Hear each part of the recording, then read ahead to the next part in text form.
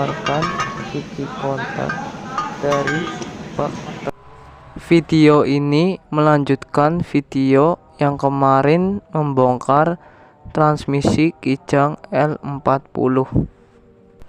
Di video part 2 kali ini saya akan membahas alur tenaga transmisi, rasio transmisi, dan pemeriksaan komponen transmisi. Di sini saya akan menjelaskan alur gigi transmisi dari poros input ke counter gear dan sampai ke poros output. Sebelumnya, saya akan menjelaskan pengertian dari sistem transmisi pada kendaraan. Sistem transmisi inilah yang berfungsi untuk menyalurkan tenaga mesin ke roda penggerak. Selain itu, fungsinya transmisi juga bisa menciptakan momen yang dihasilkan mesin sesuai dengan kebutuhan, memungkinkan kendaraan dapat berjalan mundur pada kendaraan lebih dari 2 roda. Pengenalan komponen awal pada transmisi yaitu poros input.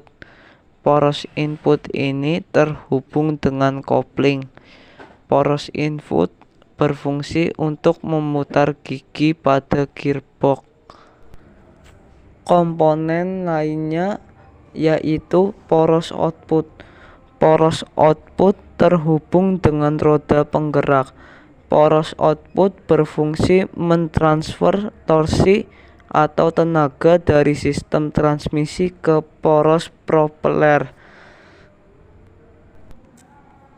Pada saat kecepatan berkendara berpindah ke kecepatan 1, maka clutch hub akan mengunci ring sinkromes pada roda gigi 1.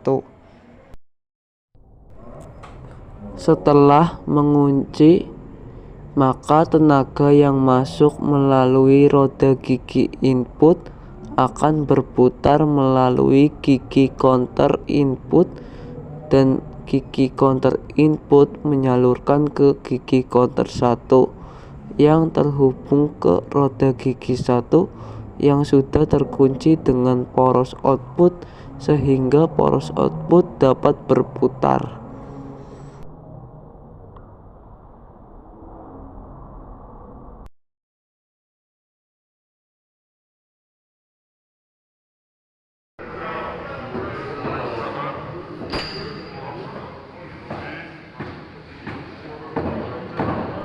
Jika clutch hub sudah mengunci, maka torsi dari roda gigi input ke gigi counter input diteruskan ke gigi counter 2 yang terhubung ke roda gigi 2 yang mengunci pada poros output akibat clutch hub, maka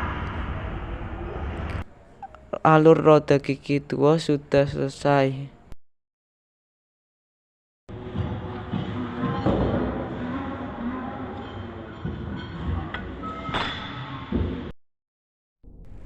Jika sudah mengunci, maka torsi yang dari roda gigi input yang terhubung dengan gigi counter input yang berhubungan dengan roda gigi counter 3 yang sudah mengunci dengan roda gigi 3 karena adanya clutch hub 2 yang dan mengakibatkan roda gigi 3 terhubung ke poros output, maka alur gigi 3 sudah selesai.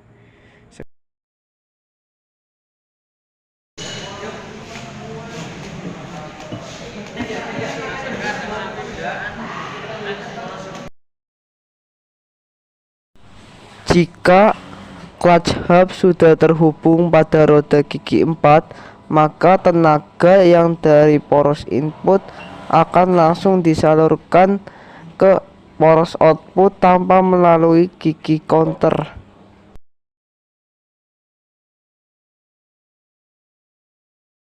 Alur roda gigi mundur. Pertama, roda idle mundur akan terhubung dengan clutch hub. Kemudian arus tenaga yang dari poros input diteruskan ke gigi counter, kemudian ke gigi counter mundur akan ke idle mundur dan memutar hub sleeve. Kemudian hub sleeve akan terhubung dengan poros output dan meneruskan tenaga.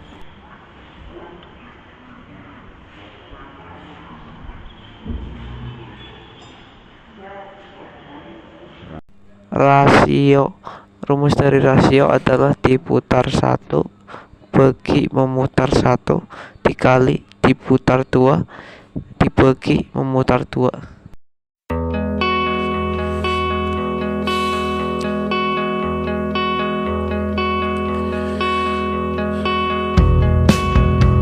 Menyesal aku sampaikan.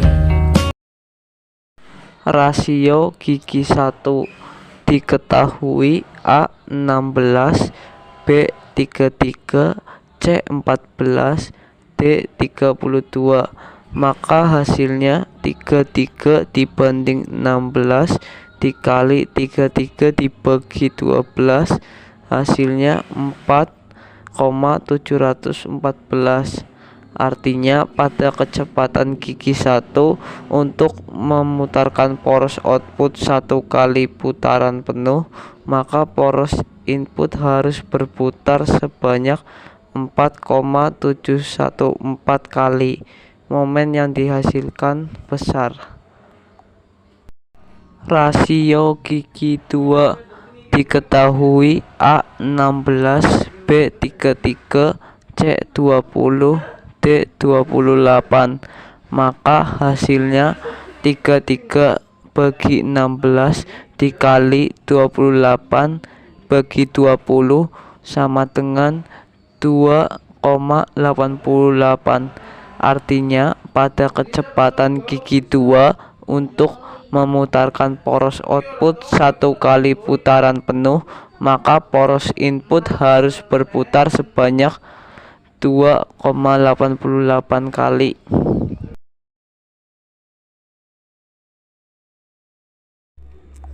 Rasio gigi 3 diketahui A 16, B 33, C 27, D 22. Maka hasilnya 33 dibagi 16 dikali 22 dibagi 27 sama dengan 1,68. Artinya pada kecepatan gigi 3 untuk memutarkan poros output 1 kali putaran penuh, maka poros input harus berputar sebanyak 1,68 kali. Rasio gigi 4. Gigi percepatan 4 mempunyai perbandingan putaran 1:1 karena poros input selaras atau sejajar dengan poros output. Artinya putaran dari poros input sama dengan putaran output. Rasio gigi mundur diketahui A 16, B 33, C 14, D 23, E 34. Menurut rumus, maka perhitungan dari rasio gigi mundur adalah 33 dibagi 16 dikali 23 dibagi 14 dikali 34 dibagi 23, maka hasilnya 4,99. Artinya pada kecepatan gigi mundur untuk memutarkan poros output 1 kali putaran penuh, maka poros input harus berputar sebanyak 4,99 kali. Perbedaannya pada posisi ini putaran poros output berlawan dengan poros input. Momen yang dihasilkan juga besar. Pemeriksaan komponen transmisi. Pemeriksaan yang pertama yaitu mengukur ketebalan flange poros output. Alat ukur yang digunakan yaitu jangka sorong. Hasil yang ditunjukkan jangka sorong yaitu 5,2 mm. Jadi flange poros output masih standar karena hasil pengukurannya menunjukkan di angka 5,2 mm. Standarnya adalah 4,9 mm. Pemeriksaan yang kedua yaitu mengukur ketebalan flange luncuran dalam. Alat yang digunakan yaitu masih sama, yaitu jangka sorong.